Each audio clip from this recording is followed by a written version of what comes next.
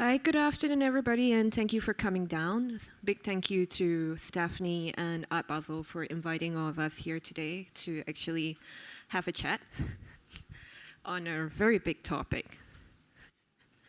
So I'm just going to kick off first before we even go into the idea as to what does it mean to be plural, what is about the region, but also on a very basic sense of looking at the notion of Asia now. Because here we are talking about what does it mean to look at Asia after particularly 1989. We're talking about this rise of the frame of what is Asia from a few reference points, which include like Magician de la Terre in 1989, The Other Story, Afro-Asian Artists in Post-War Britain by Rashid Areen at the Hayward Gallery, the Tiananmen Massacre, Apinan Pushanada's Modern Art in Thailand, which came out shortly after in the 1990s. So as this whole framing of Asia started in the in 89 to the 90s, I was just also going to pose out a question to my very fellow speakers over here to ask about what does it mean for you and practitioners and your own practice particularly to curate the notion of Asia now. Seniority?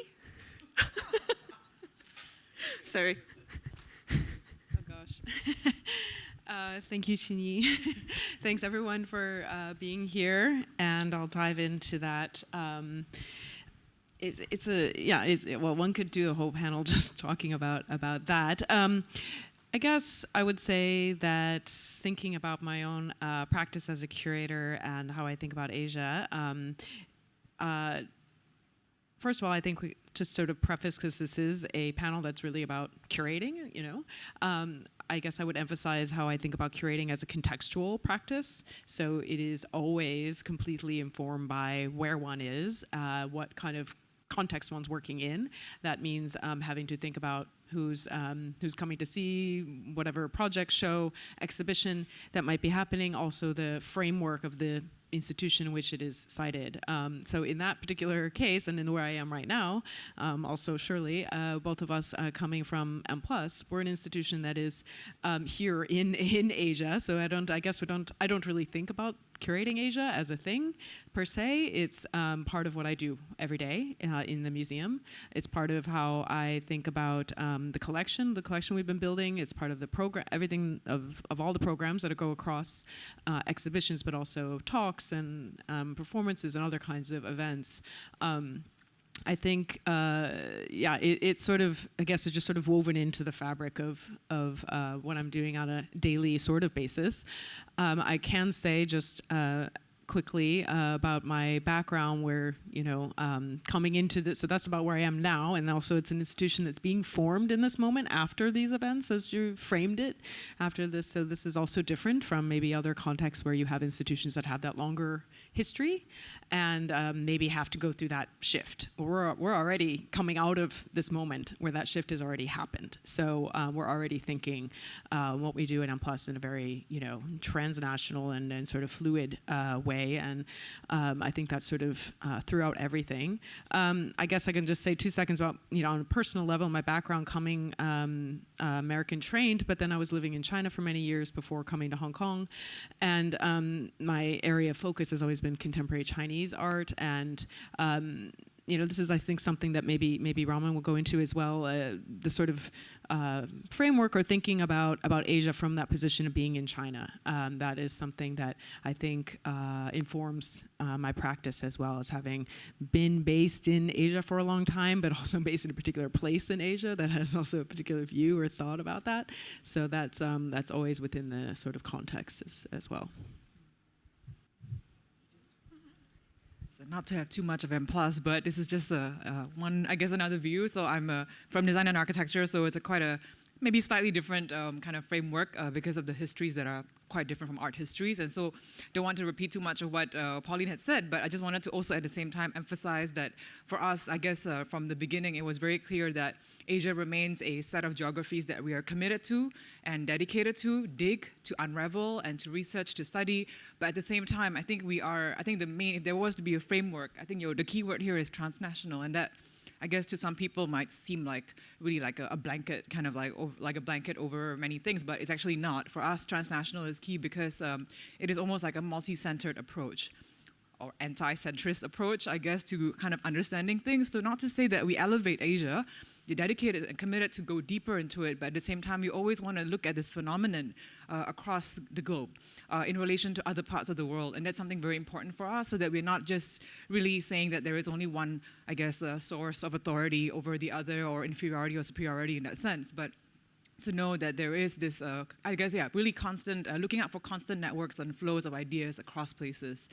And that's, very key also for architecture and design. And so when we acquire or curate, I guess, an exhibition like In Search of Southeast Asia, we want to kind of recognize what is locality, what is even localism, or even the set of conditions that shape a practice locally, but at the same time, you're very aware that there are people who are outside of the region who are shaping things of the local, and there are people who are from the local who are in touch with really movements across the globe, whether it's the modernist discourse or postmodern discourse. So these are all the things that we need to almost try harder to look closer, as opposed to just make a very kind of like top-down view of what Asia is. And so I guess the idea of curating Asia for us, like what you said, is not a thing.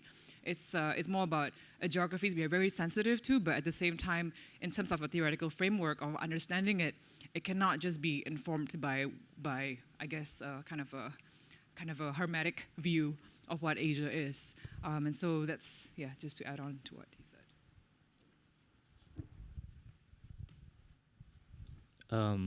Hi. Well, Shirley, you still speak too fast.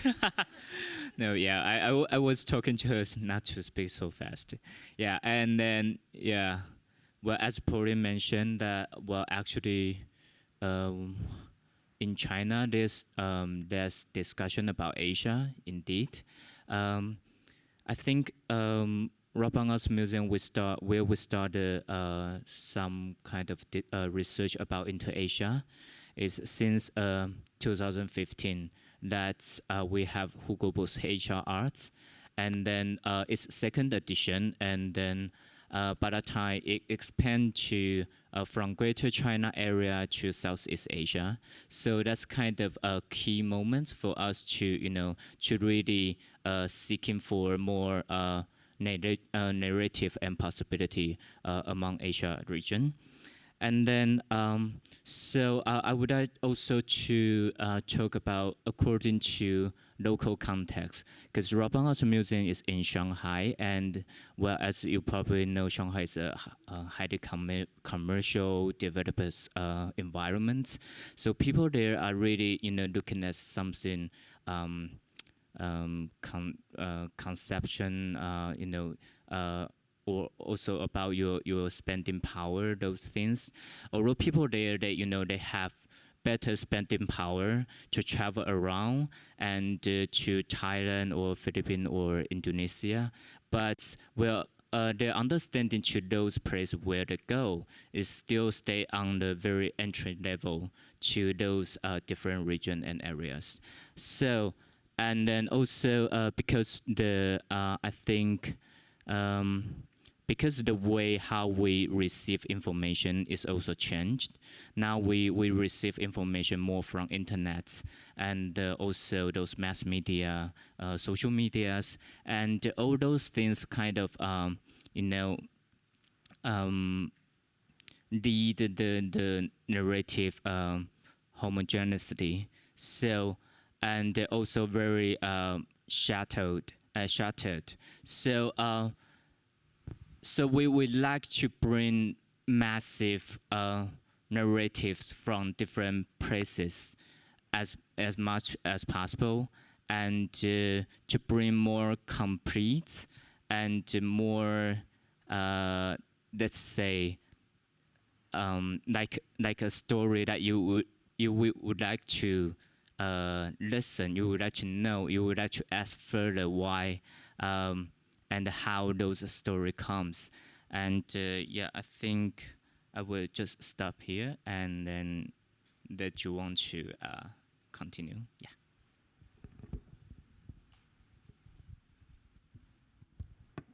Is it okay? Hi. Okay, what is curating Asia for me? I think I must start with the title that I have curated last year in Seoul. It was How Little You Know About Me. And then this title actually has two keywords. It was a start point. One was intersection, and the other one was humility. So when I ask you a question that like how little you know about me, and then you could be me and me could be you, or simply some people referred it as me is people in Asia, and then you maybe like people outside of Asia. But even then we can go further. People living in Asia can be divided as different groups and communities. Then it just goes as like never-end questions. So then finally we find people who are actually living in the edge, and then like we take these kind of perspectives, which is like intersectional perspectives, to look at the Asia.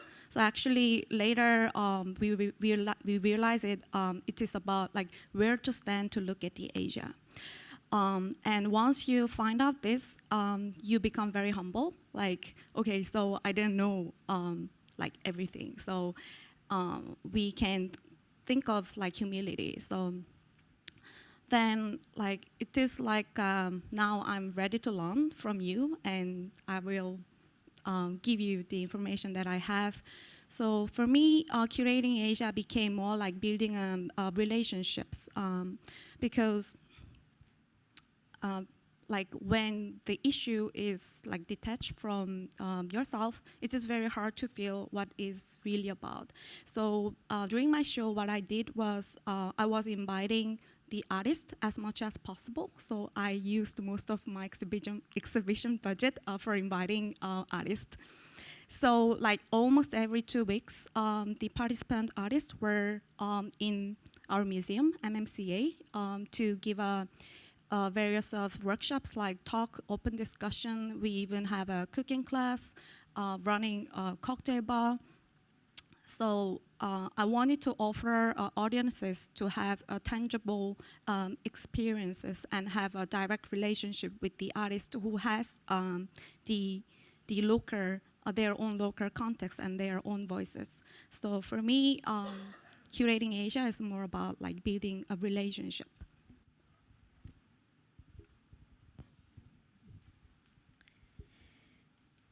Thank you for bringing us together. I wanted to also sort of, in order to position how I started out when I was actually studying in New Delhi at the Jawaharlal University. It was a moment in India in the mid-2000s when there were these sort of blockbuster Indian contemporary art exhibitions. And obviously, this had to do with the art market, but it also had to do with the way that India became this kind of singular, globalized construct that could be kind of framed in a certain way that perhaps it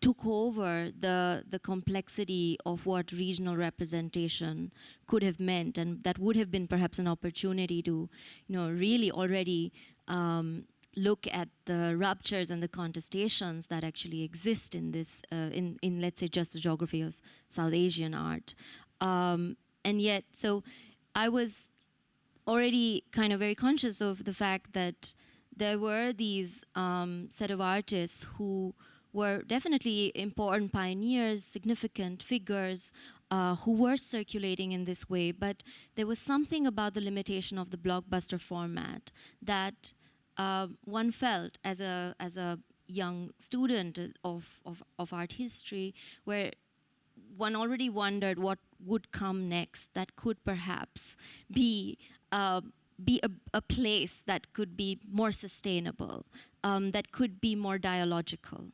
And so I just wanted to actually foreground that because that already then meant craving for a certain kind of curating in Asia and of Asian art.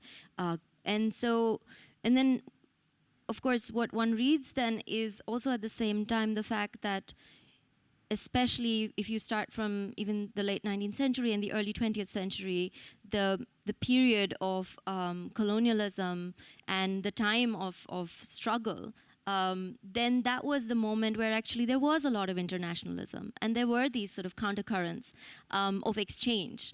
And so I'm now trying to think how, when we talk about curating Asia, how do we relocate back and think about those kinds of networks that existed, that were affective, that were led not only within the contemporary art circuit, but that also came from activism and that came from a certain kind of anti-colonial methodology, really.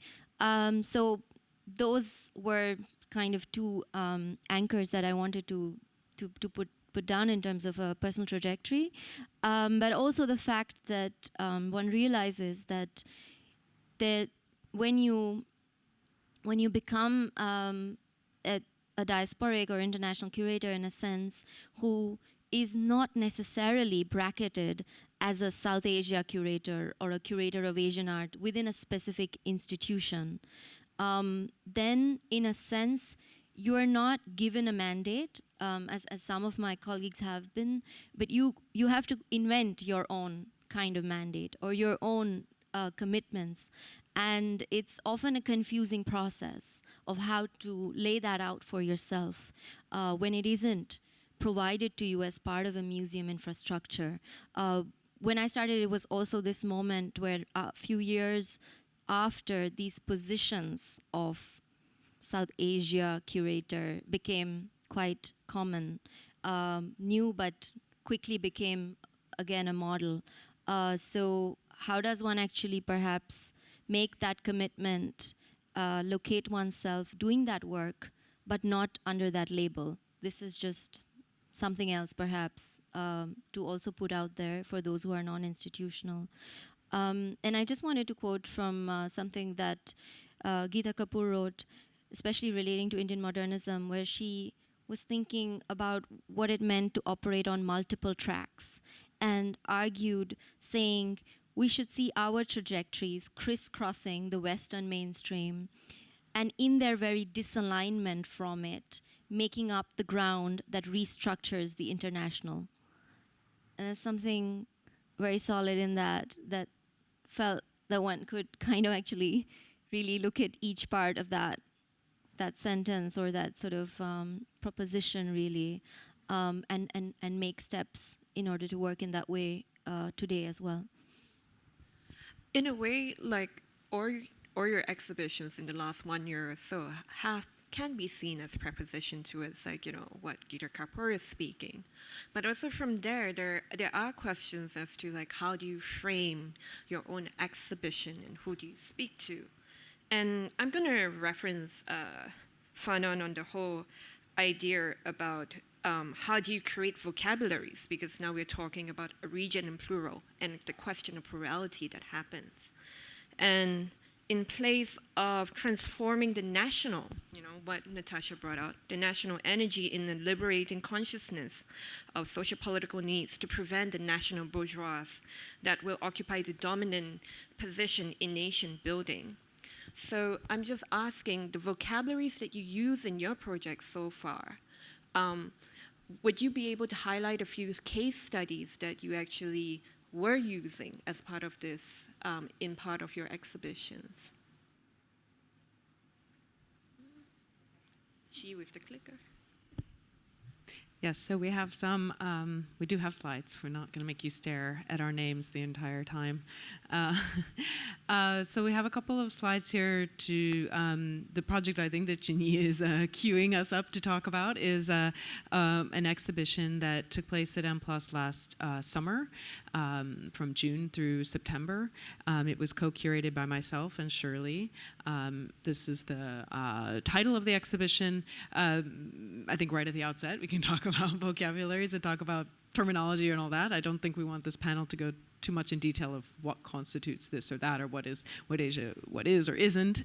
But we were very sort of conscious in how we structured the exhibition in terms of its sort of framework and all of that. But I think even just having this this title of In Search of Southeast Asia, which for some people may have seemed very odd in certain ways, that there's no, what is the search really for? And it already sort of exists in a sense. But we wanted to start off from this place of it being, something information and something that is, kind of imagined, may sit in a different way or place for any kind of, for any different individual, and to sort of get at it sort of a process that this exhibition, particularly because this exhibition was showing the M+ collection materials, to also indicate that what we're doing in M+ with regards to Southeast Asia is something that's very much information and in process, and it's not fixed or finished, and it is a kind of ongoing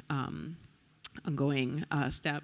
So we have a couple of images here. We're just showing images of the exhibition itself, and then some of the works. I think the key thing to mention, maybe I'll say a few words and I'll pass to Shirley and back, is, as Shirley mentioned, she's working in our design and architecture team. I'm working in the visual art team of M+, where we have sort of disciplinary areas within the institution, not really firm. We're not our curatorial team is not organized by geographies or territories, but rather by sort of disciplinary areas. This was an exhibition in which we made a strong effort to mix the two disciplines of visual art and architecture and design into one show, and that we were trying to do that in a really very balanced way, and that the sort of only maybe uniting kind of principle was that all the materials in some way or another had something to do with Southeast Asia. And but again, we were trying to, we weren't focused only on makers or practitioners from the region, but those who were maybe from outside the region, had done work there. All kinds of possible connection points were included. And M+ as a museum of visual culture, we often do shows where there are, different disciplines mixed into one type of project, but that's sort of part of the sort of ethos of what we're trying to do as a museum of visual culture. But I think in this show we were maybe a bit very militant in trying to make it even and balanced and sort of shared, and that in the way that the exhibition was put together, the way that the three different sections, which I'll let Shirley talk about, mixed all of these materials together. So we weren't dividing as well in terms of the exhibition, weren't dividing things in terms of a region or place or nation or a discipline. So we had three thematic sections, and then within that, everything was mixed. And this was a show that really covered a lot of ground. It was covering basically 1950 or so to the present. It was covering architecture, it was covering design, it was covering archival materials, it was covering video, sculpture, painting, installation. It was purposely very broad in that sense, that we didn't want to become kind of having to narrow focus or look that or present an image in which we're actually trying not to sort of represent or have these artists feel that they were in some way representing their place in that way that you often find, particularly with the large scale survey shows that Natasha already mentioned. Maybe Shirley, you want to say something about the sections, because that kind of relates a little bit more to the vocabularies, maybe. Yeah. Sure. So again, not to spend too long on this, but I think one thing to mention was it was not purely a motivation of really trying to mix things. I think for us, we know that interdisciplinary dialogues can only be essential or important when it's productive. And so I think that was a very key way in which we framed the exhibition, in which the three themes are really pretty much derived in how the two disciplines were talking to each other. And so if I were to just return to the conditions of place, which is the first section, it was... Oh, can I go back? Okay, that's all right. So conditions of place, it was really, as the title of that section was pretty much about how artists and architects actually respond to the existing locality, climate, cultural kind of origins perhaps, and all of that. And so it's really more about how do architects deal with it on the level of materials, but also how artists deal with it on the level of what Sophie was doing and what Vautronier was doing with bamboo, for example. And so So it's that sort of like, I guess, common denominator that we are really looking for. And for states and powers, it was a very interesting dialogue because we realized that how architects, I guess, were much more aligned with the state, especially during the post-colonial nation-building period. It's very different from how artists actually engage with the state, which is much more on the level of the critique as well as the idea of the kind of control of the state over the individual. Whereas for architecture, it was really the resources of the state that gave them the will to be able to design on a really large scale. And I guess the last section was the one where we really, as much as we want to deal with the local and the regional, we had to emphasize the transnational. So all the works under transnational flows, everything from Hsieh in Thailand, was really about how an architect or designer is pretty much engaged with a very global modernism or postmodernism discourse. And the works really speak of that. And it's nothing to do with kind of being tethered or entrenched by the place itself, but really trying to really tap on the flow of ideas. And I guess just to mention about vocabulary, because I think yesterday you assigned, just kidding. Yeah, Qinyi well assigned each one of us yesterday. And so the idea was how do we actually define the idea of plural? And I just wanted to mention that I guess personally, but also through what we do at M+, the idea of plurality is very important in terms of the level of plurality of actors and the plurality of frameworks and as well as modernities. And that would be something, just as an example, in this exhibition, under actors is a very key, because within the post-colonial nation building, they tend to heroify only those who are from Southeast Asia. And so the architects who are like homegrown and all that.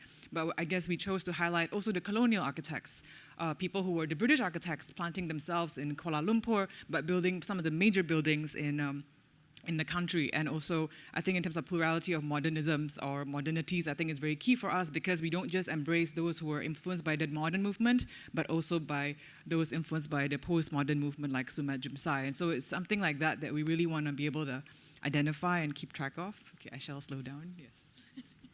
I think I just want to come back because just to make a point, because one of the discussions that we had yesterday was about the question of a singular modernity and the question of plural in terms of disciplines. And, this panel, we are mostly made out of visual art curators, and you're one of the few curators in architecture and design, and you made a very interesting point with regards to like disciplinary training as well when it comes to looking at the notion of plural. So I just wonder if you could elaborate more on that. I think, do you mean disciplinary training as in like, because actually, are you talking about how the architects were trained in particular institutions? Or how it comes to encounter the notion of plural in reaction to the environment, the material? Right. I just mentioned one thing that is, it's not all different in that sense, but I think the way I glean from the visual art field, when they define modernism, it seemed to be a level of a set of aesthetic registers. Mm-hmm. Whereas within architecture, there is a little bit so-called plural.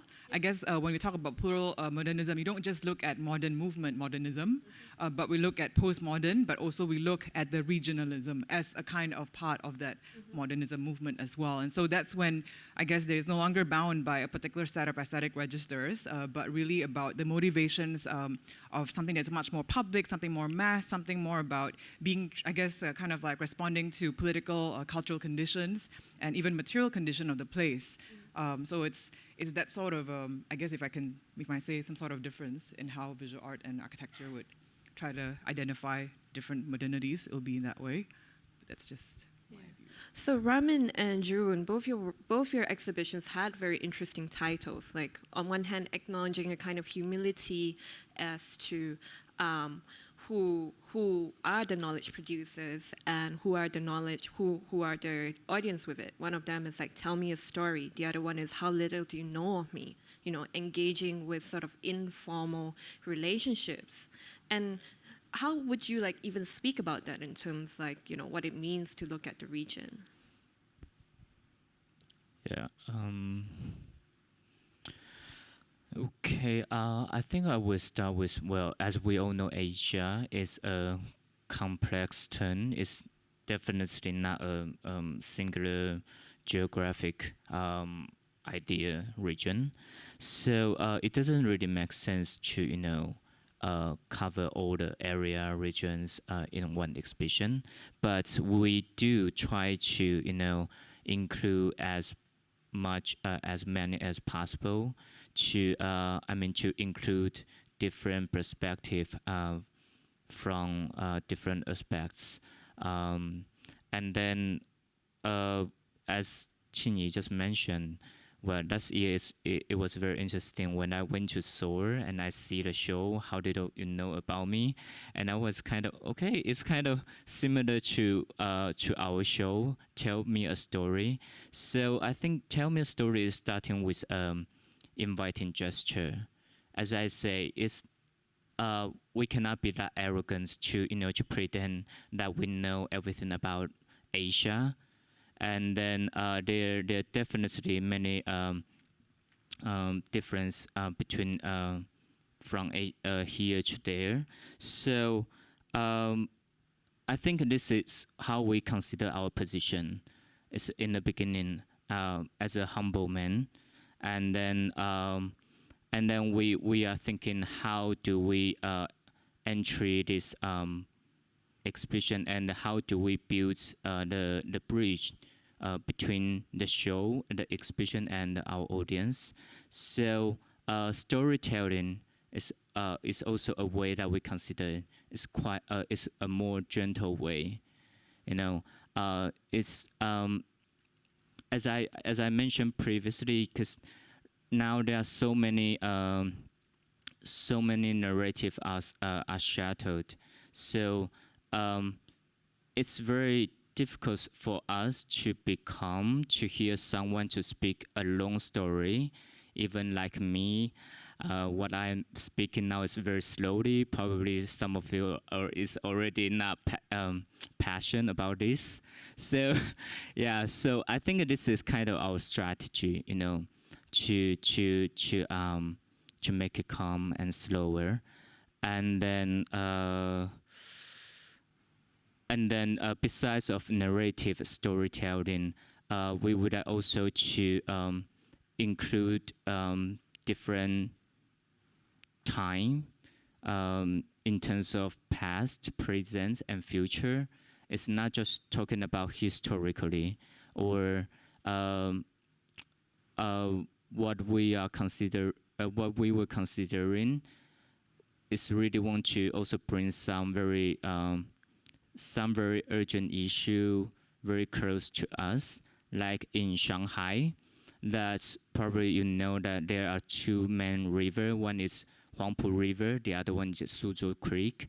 These two rivers were very important in the past, but I mean nowadays people living in Shanghai, they don't really they are kind of get disconnected to those rivers and water. And in the past, there were even a district we call 水上区, which literally means like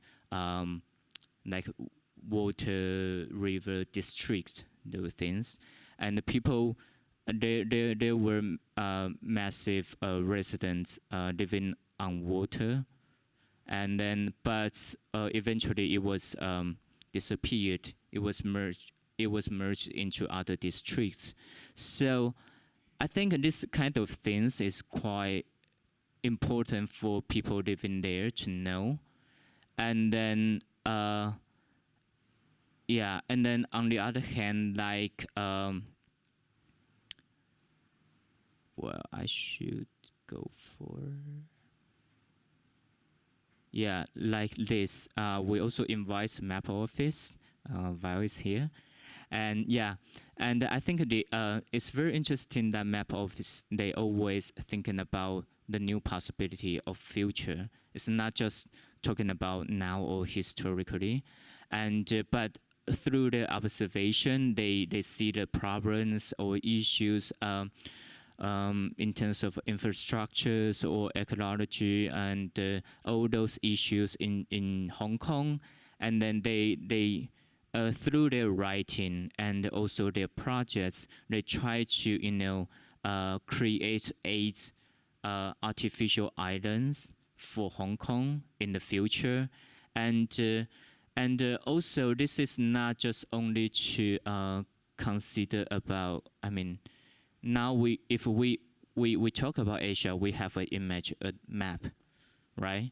And it's kind of a surface, and we always thinking about things like horizontally, but in their works there are some islands like under the sea.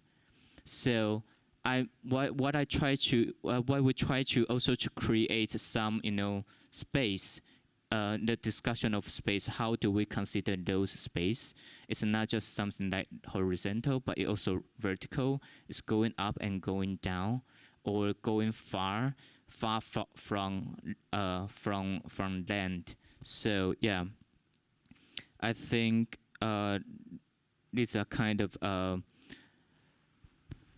things that we would actually include. And then, okay, which one is back? Oh yeah, this one, yeah. And also there was some like narratives in between borders, like Tomoko Yonda's work, Saharan Islands, apparently is responding to this Japanese-Russia war, and the people were kind of sending away after Japan was defeated by Russia. And then this one is from South Korea artist Hei Junju and Kyung-soo Lee, and it's also about the war in between Japan and Korea. And this work from Koki Tanaka is about between Japan and America. So you can also see those as very complicated relation between different countries. And I think this is the kind of way that we for us to understand plural in different within this area, and from different practice from different artists. And I think it's very important that you can see those connections in the exhibition. It's like this one lead you to another one, and then that will send you back to this one, and then you need to bounce in between, and then to think about try to figure out this complexity, yeah, in between. Yeah, I think I will just stop here. Yeah.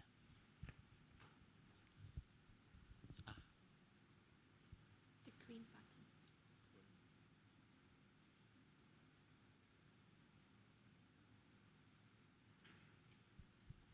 Hi. Raymond just mentioned about storytelling to bring some multiple voices, and also I invited artists as a storyteller, because so that through this kind of concept I could bring some keywords, indigenous and suburban. So as the artists from their own local context, they bring their own voice. And then we're thinking how we're gonna elaborate all these voices in the show.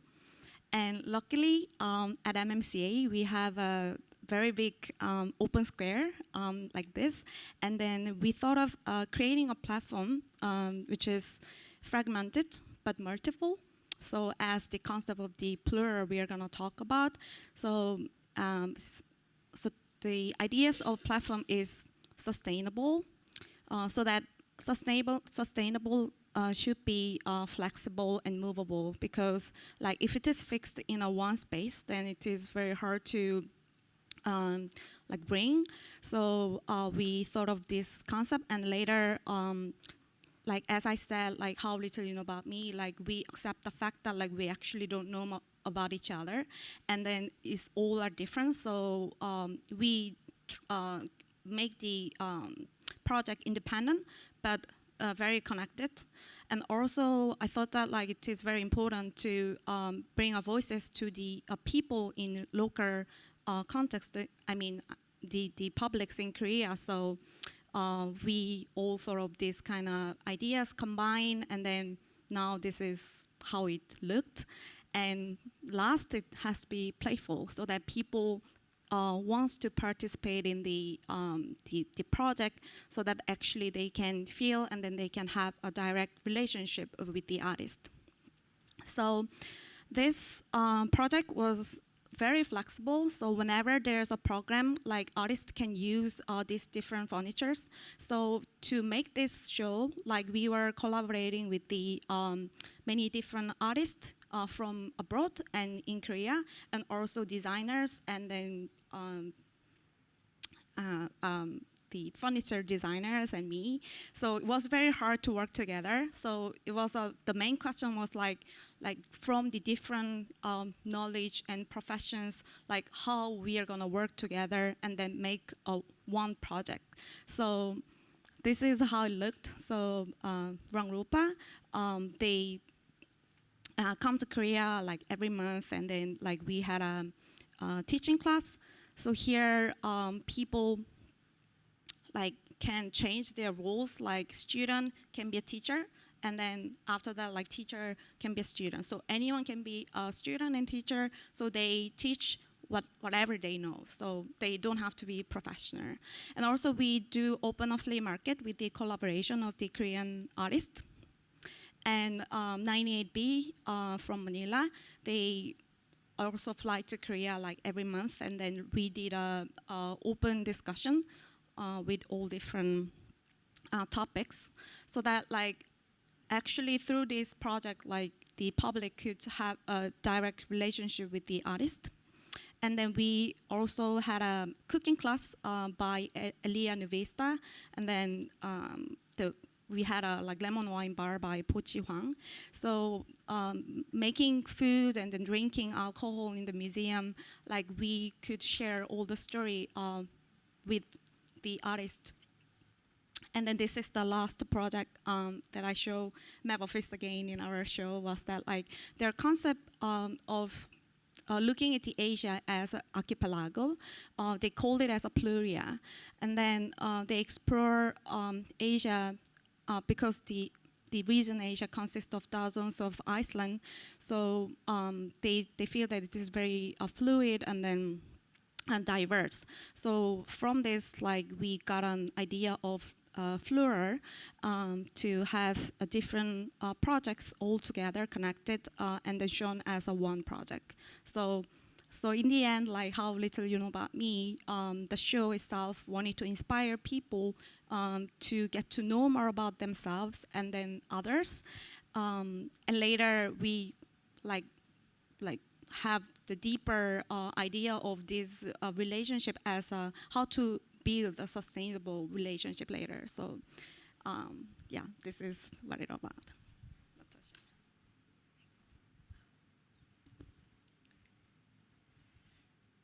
Thanks. That's actually a nice transition.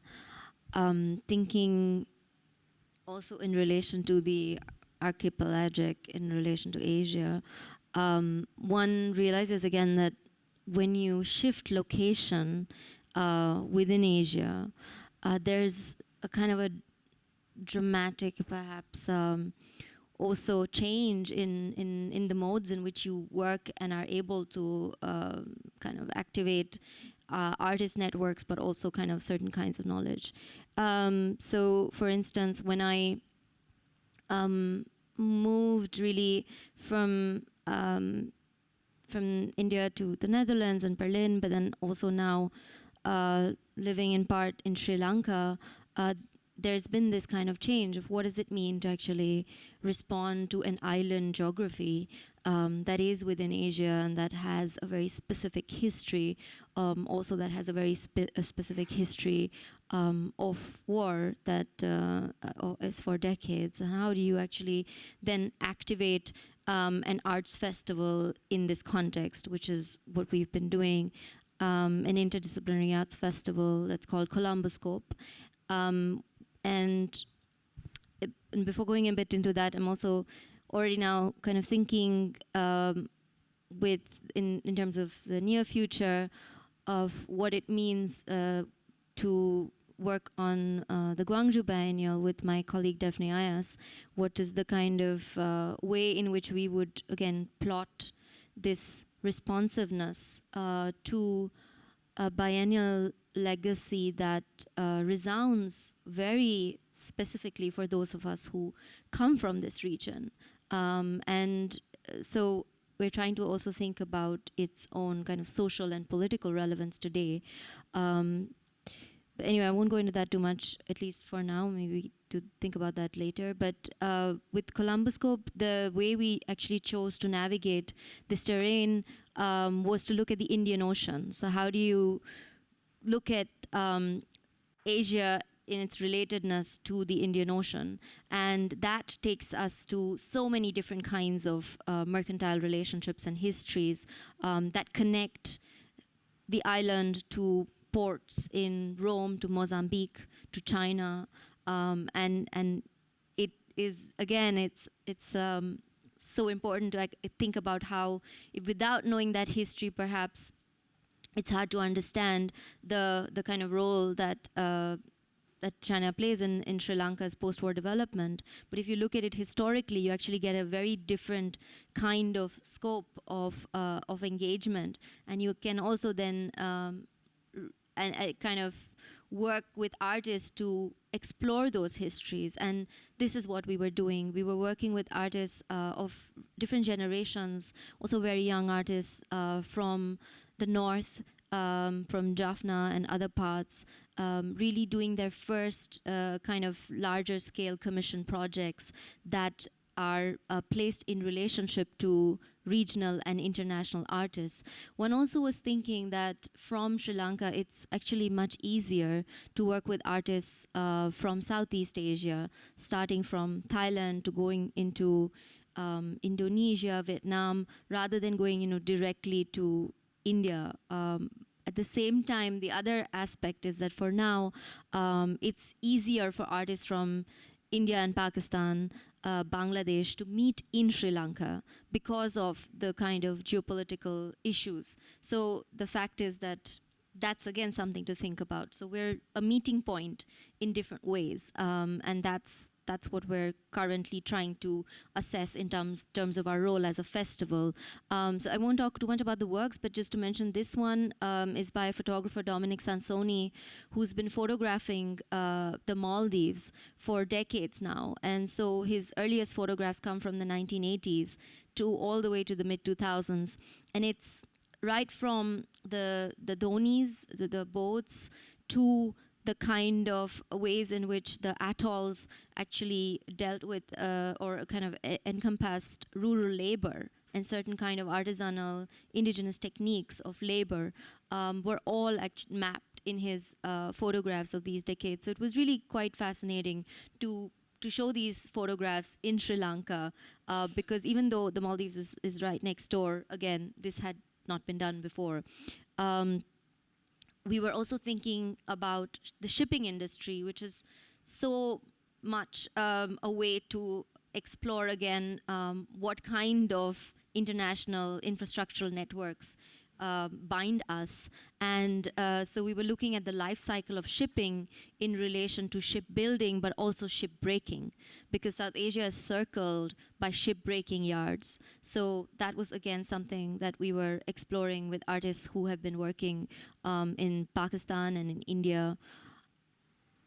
Yeah, just some more images. The one more practice that I wanted to talk about, if there's a few minutes, is the work of Bani Abidi. And this resonated also in terms of the artist as storyteller, because Bani Abidi is an artist who really explores the realities of city spaces that she has lived in, that include Karachi, that include Lahore, and now Berlin, finding protagonists to dwell on these kind of rifts in terms of nationhood, in terms of patriotism. How does one deal with megalomania in relation to these sentiments?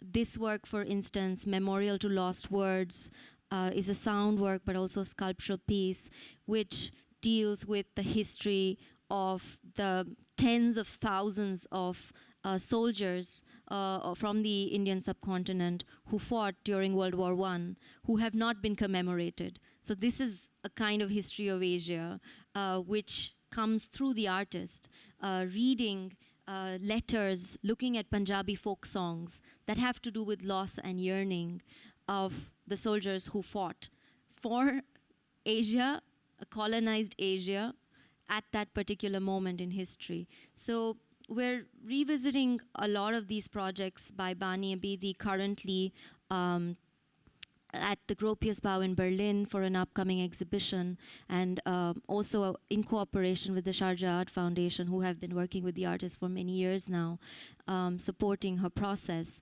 So for me, these are the kind of practices that through a singular practice, you actually refract into many different directions and talk about a lot of the issues that we're trying to address today.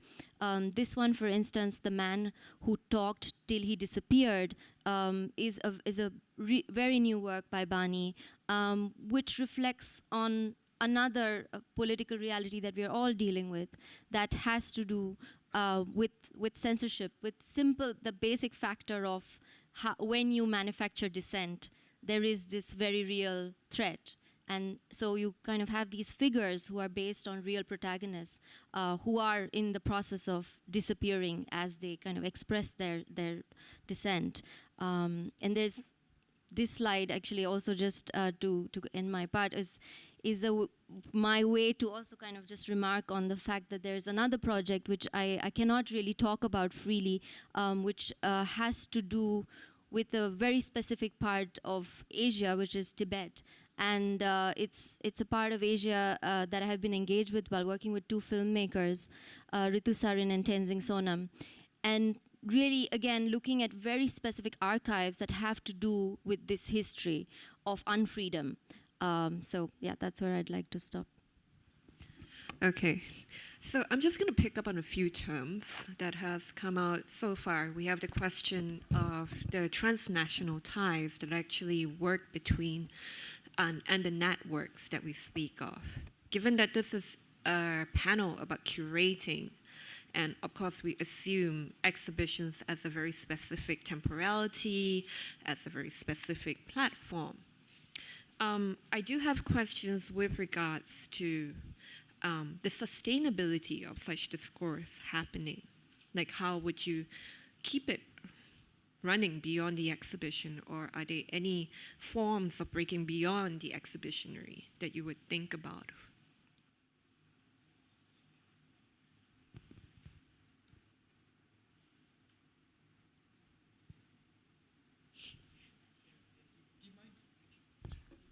Do you mind simplifying the question? Okay, exhibitions go on for a certain period of time. We acknowledge the discourse that goes into the geopolitics, the historical, the different temporalities, the past, present, and now, which this is what we link out in terms of plural. But given the exhibition only lasts for a certain period of time, and most of the issues that we have so far spoken about have very pertinent, current, immediate exigencies. This goes beyond, the idea of breaking down the decolonizing the language, because it's always an ongoing attempt. And even, what we have mentioned or spoken about today actually counters Chen Guanxing's Asia as a method, where he points to Asia itself as counter-references, whereas like over here we're talking of plural as beyond that, in terms of links, cartographical networks. Given the discourse and the discussions that you're talking in between, the idea of like building the nation through like, architecture models, your discussion with the artists and their practice, how would you see it? Would you as a curator in any one point or another see sustaining it beyond the exhibition, or how would you even articulate that in terms of, as a curator, assisting artist practice? Yeah, regarding this, I was keep talking about the sustainable relationships. And then this is the big question that we had like before making the exhibition. Like we had a group discussion with the artist, and they were like, why do we need one more Asia show? Like, like for decades we have been talking about all these topics, and then like all knows about the theories, and then so now what do we really need? Then the artists all talked about like it shouldn't be a one-off event. It has to go sustainable. So that is why I was like, we are creating an idea of platform which is movable and flexible, and then it can travel to anywhere. So it could be like online session, but then again, we were thinking that it is very important to making a tangible experiences, direct human relationship with the artist. A person who really has the local context and then their own voices from there. So it was kind of like experimenter for me to create a platform. So I mean, we are limiting budget and time. So through the exhibition period for 3 months, I wanted the exhibition be alive and more dynamic. That is why I displayed works in White Cave that we have in the galleries, but then also I wanted to use the open square as a major space. So that is why I previously mentioned that like most of my exhibition budget went to inviting the artist. So I think it is really important to actually bring the people in the scene, and also we thought of the internationalism about like how do we share what we have. So it is about like we share our resources where the resource is working, and we share the money when the money is lacking. So I even thought of, like, as a person who is working for the institution, I even thought of the role of the museum, that like, you know, like what is gonna be the future of the museum. Maybe I was kind of have a fear that like maybe our museum has just remained as a like collection storage or something, if it is no more people coming in, and then if we could offer a real experience. So that was one of the things that like we tried it for the platform. As you see on this slide, like it is all fragmented and then, you know, flexible, like design of furnitures, yeah. Maybe Pauline, you can speak about the online platform that M Plus was doing. Oh, which one is that? Okay. We have, which one are you referring to specifically? Not this show. Oh, yes, we have been building actually over the last couple of years a new web platform, which is, I mean, it's essentially a website. Call it a platform, but it is functionally a website. It's a URL called M Plus Stories. It is a place where a lot of knowledge, information about the institution lives, that, and also the collection, and very soon, actually, a very large sort of launch of our collection online that will be able to allow people to visit and search and see a very large percentage, not everything in the collection, but up to now it's just been a very small highlighted group, and then we're launching like a sort of beta version of a real searchable database that will be more complete. So yeah, I guess in the context of like how something like that, a digital platform like that exists, it's always going. It's a sort of content that is always being generated, and it bounces off, but sometimes exists quite independently from the exhibitions platforms that we have. But it's an important way for those who can't come to see exhibitions, of course, to know about us. Which I think I just sort of like in my head was taking your question and going off in this other direction, which I think doesn't really have anything to do with Asia per se, but I guess it is just a sort of a comment or reflection on exhibitions and their ephemerality. I think we all need to remember. I think we all need to remember in a way that exhibitions are very temporary things. They are things that are made for bringing together. I mean, we go through a lot. It's not necessarily the most sustainable thing in the world to bring these works from all over the planet into one place for a limited amount of time for people to go and see and experience that.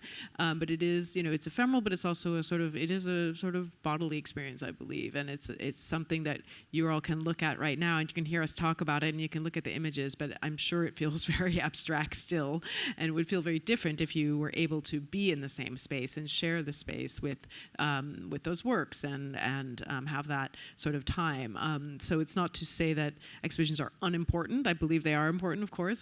That's what we do. But it is also to say that they have a short life. So it's built into it to have that kind of limited life. And I think, you know, it's always a little bit, I find it, even myself sometimes, not so comfortable with referring to exhibitions or looking at them as histories and art histories, because they are very much dictated by practical realities of what you can do at a particular time, what kind of works you can bring together, and there's always a kind of contextual frame that one has to take into consideration that is sometimes can fall out of the frame later, you know, when you look at it later as if it's a kind of standalone text.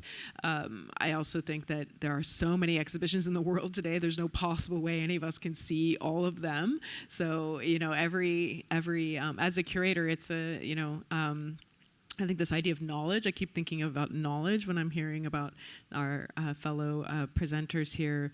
You know, what is the sort of, the idea, this pretense of being a kind of expert and having all the knowledge. I mean, it's impossible. I think we all would admit that, but there's still sometimes always an expectation that what one is seeing in any given show is or project might be coming from, you know, a sense of a curator having all this knowledge, or the very, very complete picture, and is only presenting to you one part. I think it's actually every show is part of a bigger continuum, right? So it's always building on something that had happened previously. So in that sense, they are always sort of formational, I believe. Yeah. Natasha, we're building, you know, when we talk about exhibitions, building on the representation of Asia, like, you know, you're talking about this artist that you've been working with for 3 different locations.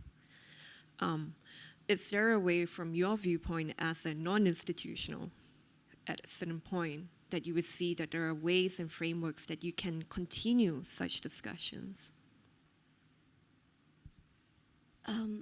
I just wanted to actually first respond to some of the things that were said in relation to this sort of drive towards a certain kind of continuum, right, in terms of the afterlife of the exhibition.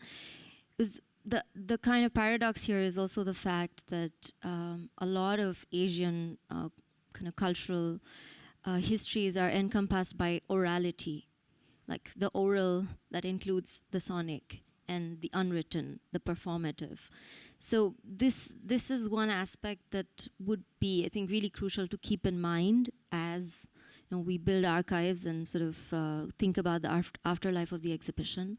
It's something that I'm thinking more and more about, really, that if the traces are also in a way thought of as these kind of echoes that are oral and sonic, then and performative, then what kind of energies do we carry, and how can we perhaps maybe even in some cases more effectively keep alive what we have done in terms of our production of exhibition making. It's a kind of a open thought that perhaps will direct some of the future work that comes soon.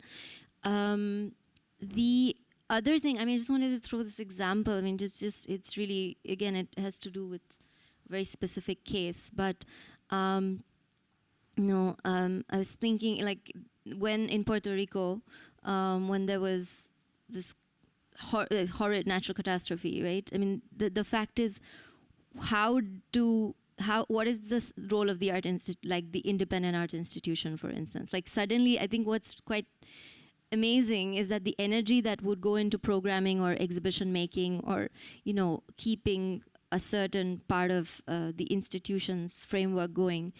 In the case of this organization, Beta Local, which is a very important organization in the Puerto Rican context, was to actually do kind of the work for rescue, relief, all of this. And I'm just trying to think, like, how do the roles shift when reality shifts?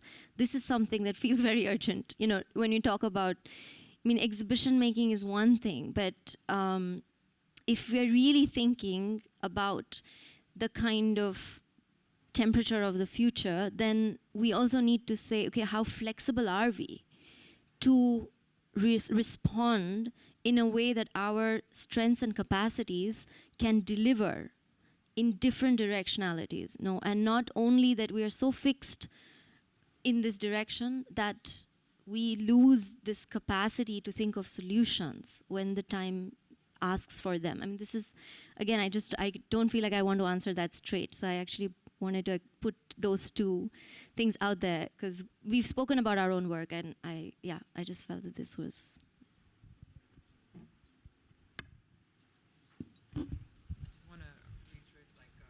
Like Natasha's point about, I guess, something about, I'm not sure whether the word relevance is the issue here, about whether it's a format of exhibition making or publication or even just kind of activism based, I don't know, anything, right? So I don't know, I feel like, because then your question is also about how sustainable is this framework about Asia, right? About Asia or not. And I think from all of our discussion here, we know that it's not so much, we're not tied to the region in that sense of like, we have to almost frame it like Asia, but perhaps we're more tied with the issues that are in Asia or from what's happening in Asia, and that issues will, and the ethos almost that we need to uphold, I guess, is really about whether, I mean, for us, the idea of transnational is becoming more important as national and cultural boundaries are becoming almost set. There's whether it's a One Belt, One Road or something like that, like people are very aware and sensitive to a kind of domination of something. And that's why it's very important, I guess, as cultural producers to be able to kind of like create frameworks or platforms where knowledge could still remain open, critically open, in which we are not just bound by, I guess, one source or one way of looking. And so I think that's just, so I think it's more about an ethical position as well as cultural producers, yeah.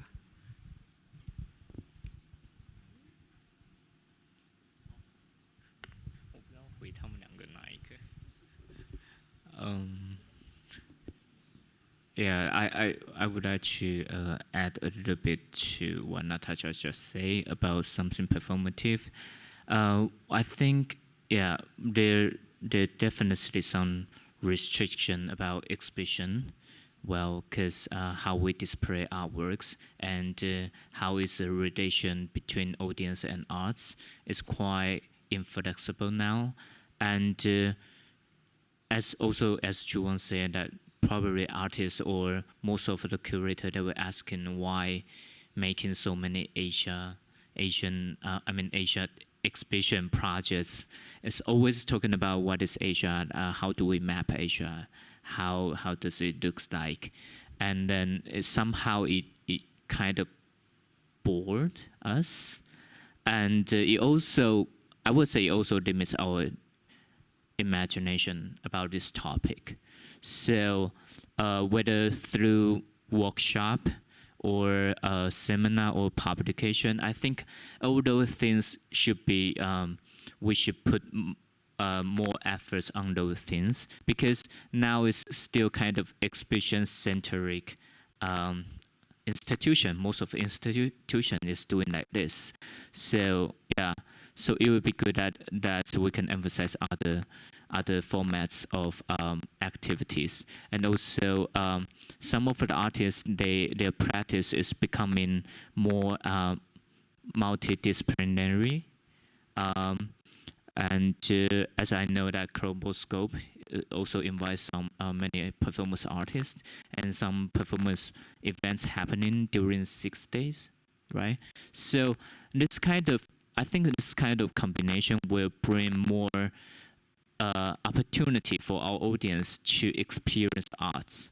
Yeah, it's not just about, I think it's not just about our curator to think about what is Asia and give this to our audience. It's not just up to us to talk about our audience. It's also, we need to leave some space for us to, they can generate their own ideas and then their own experience. This is very, I think this is very important. So I just would like to mention a little bit about where Rockbund Art Museum is also doing some challenge about some curating practice, which is called REM Highlights. And then it's since 2016, and it takes place every September.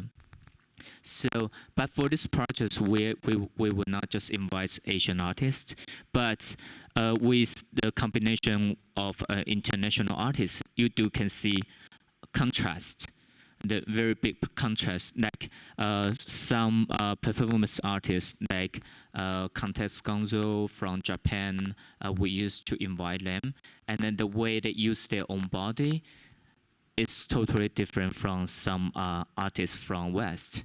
And then it's not only tied to Buto, what we know about like Japanese contemporary dance, or no, I should say not. It's not contemporary dance, but it's like when we talk about dance in Japan, we always thinking about Buto, but the way contact Gwangju, they use their own body is totally different. And I think those different practice can bring more. It's like the interaction between curators, artists, and audience. Through this, I think through this kind of relationship, it will definitely bring more possibility out. Yeah.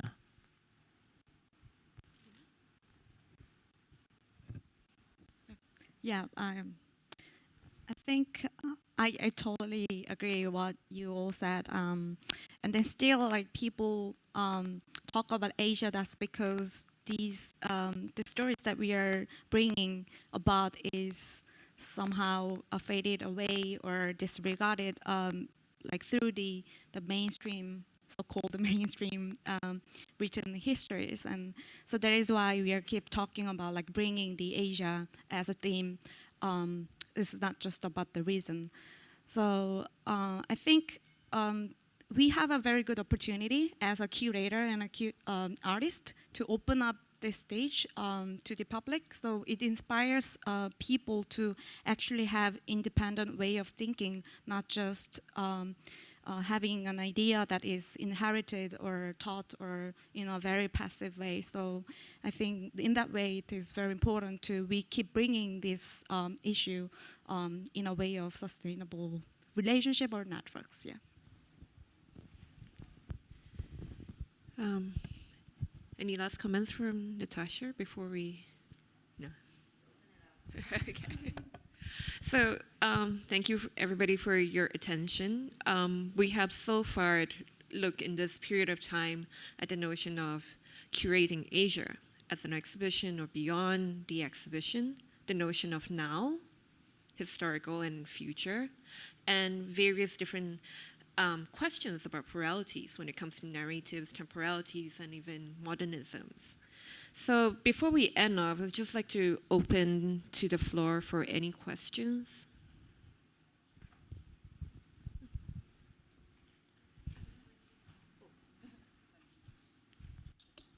Hello, my name is Saskia Draxler. I first wanted to thank you for this extremely interesting panel. Because I think with the questions of the transnational and the international, a lot is on stake at the time being. I want to first react on the last question about sustainability. I frankly think you shouldn't put so much weight on your shoulders, because I think nowadays the museum is the real and only place of cultural laboratory and cultural critique, because in other spaces, in commercial spaces, it cannot take place. So a good exhibition with a good publication is already a great achievement, I think. I have the rewarding position to be the gallerist of an artist called Kader Attia. And so I've been following his work in the last 15 years since I work with him. And there are a lot of aspects in his work that touch the aspects mentioned in depth, especially when it comes to pluralism and transnationalism. I don't know if anybody of you had the chance to see his project at the last Gwangju Biennale, where he made a film with multiple voices from Korea and Vietnam, about the different cultural pre-modern and modern practices of dealing with trauma.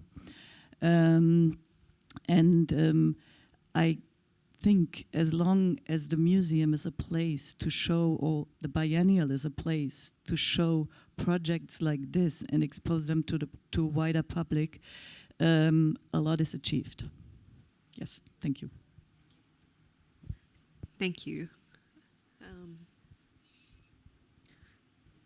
But we do have a question with regards to curating Asia, and also like talking about museums like as the so-called neutral platform, because there are many questions when you come to think about museums as, you know, having their precedence as colonial constructs. So I think in some way, would the panel like to respond as the museum in this binary as the perfect space for such exhibitions, or is there an alternative or options that could be possible?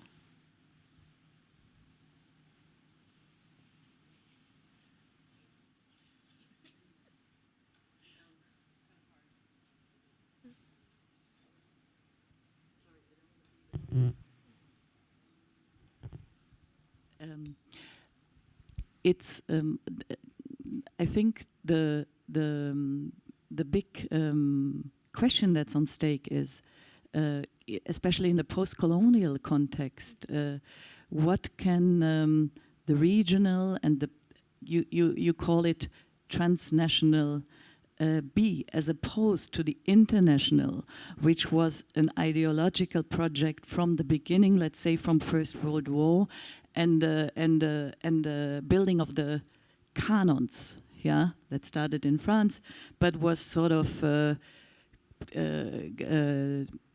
brought in a colonizing way, you know, with these traveling exhibitions of so-called international art. And I think this is a question that's not only relevant for Asia. I think it's a question that's relevant for each and every place. What can it be, the post-colonial, transnational, and how can the museum frame it, you know? How can you build a collection that, for instance, rethinks art history, you know? Not by just starting to collect what's been missing, like, you know, regional labeled artists, because, you know, if like typical cliches, Middle East artist, Asian artist, Chinese artist, the artists themselves reject that because they want to be acknowledged in a different sense, not in an international sense ideologically, but in a transnational sense. Yeah, and this, I think, is on stake, and this will change the thinking. The rethinking of art history will cause a rethinking of the political history. We have to trust this working in the cultural field. You know, we cannot start with a political history directly. We cannot start with activism directly, because then we're blurring up our quotas. You know, so I think this, when in the 90s, it was about exploring, you know, the transnational, you know, like exhibitions in your field, for instance, Cities on the Move or whatever. Today is much more about, we now must define it, or try to define it, or find critical ways to define it, or keep the process of defining in motion. It's not just enough to show it. That's my opinion. I just want to say grateful for those comments. You almost said it on, I mean, I guess on our behalf to some extent, because in a way, I think it is beyond just the mixing of nations and all that. But I think right now, in trying to study the transnational, you're also realizing where the things are in which there is a tension between what is so-called local and so-called even international still exists. And we need to look a little bit deeper and closer to see that and to really represent that from the practices that we are looking at. So. I guess we're kind of also running out of time, but just to kind of maybe share an example, again from the Gropius Power, I'm part of the team now, where we're not a museum and there's no collection in that sense, but the directorial kind of one of the key objectives really of Stephanie Rosenthal is to look at what it means to have artists in the institution as really part of the kind of rethinking of the institution as well. So in one way we started this sort of in-house residency where an artist accompanies this kind of transformation or changes new directions of the institution for 1 year. And that does seem to really also change the ways that this inhabitation, the modes of relation building with audiences, the ways of rethinking the spaces, the historic spaces of this building. I mean, all of that seems to really open up into something that has potential by having artists there. So that's something I wanted to, I mean, there's just one possible way perhaps to do this. But also, I mean, when you talk about Kader Attia, the fact is that, you know, he has a space of his own, which is Colonie in Paris. And so it's not just that there is this artistic practice that has been circulating and finding resonance with so many curatorial practices, but also the production of ideas and again, of trying to find new languages that exists in the artist as an organizer. So, yeah.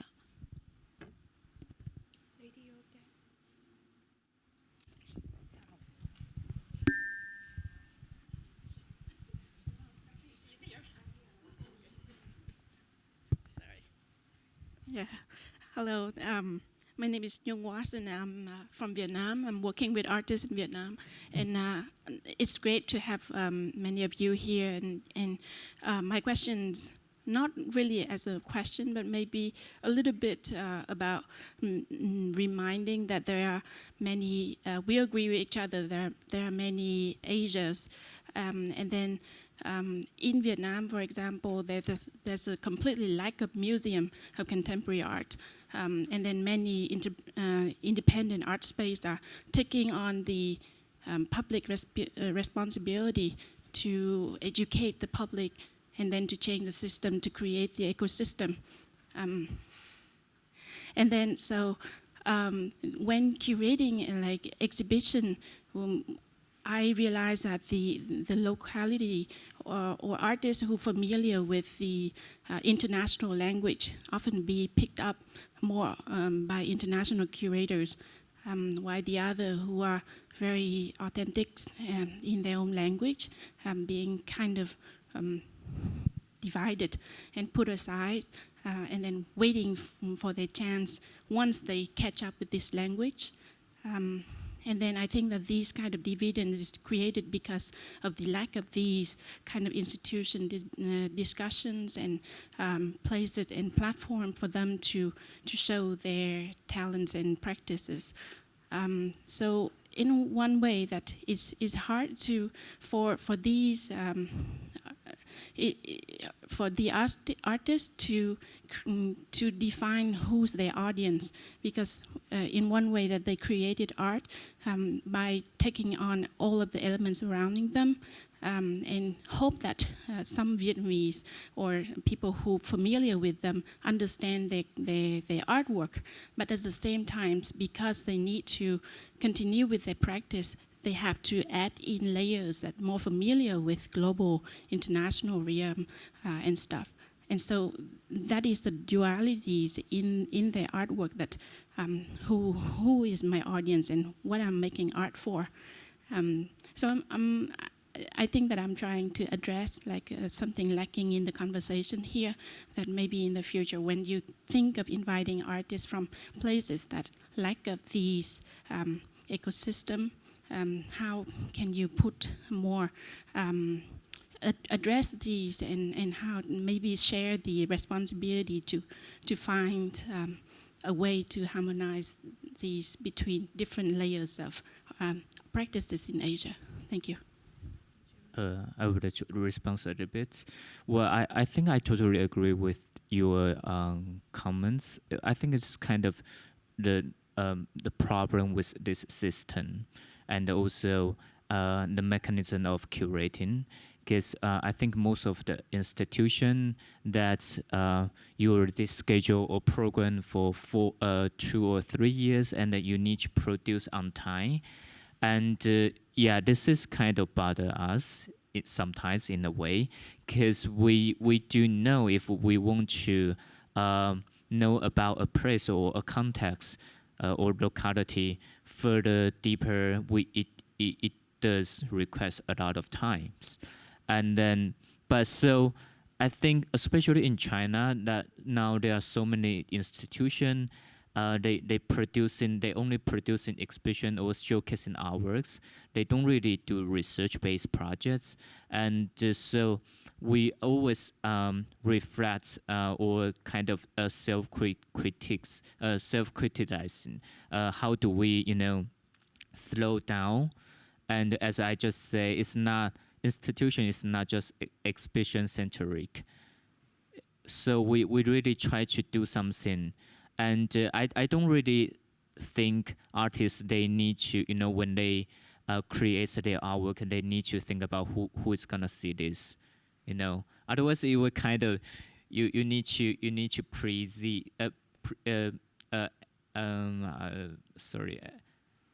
entertainment or praise someone's expectation, yeah, and we do not want to see this kind of compromising, yeah. I can. In response to that, also there is the idea of constructing the gaze within the exhibition.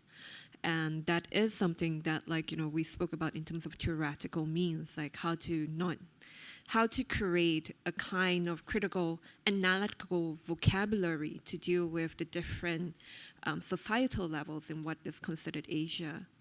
So I think there will not be one uniform vocabulary to address everything or what is Asia or even within a region itself. But what an exhibition can do in some ways is also to kind of create problematics or ambiguities or liminalities to happen. So I hope that answers part of your question. And I guess we're out of time and we're running behind. So I'd like to thank you all again for your attention and hope to see you again next year. And thank you all.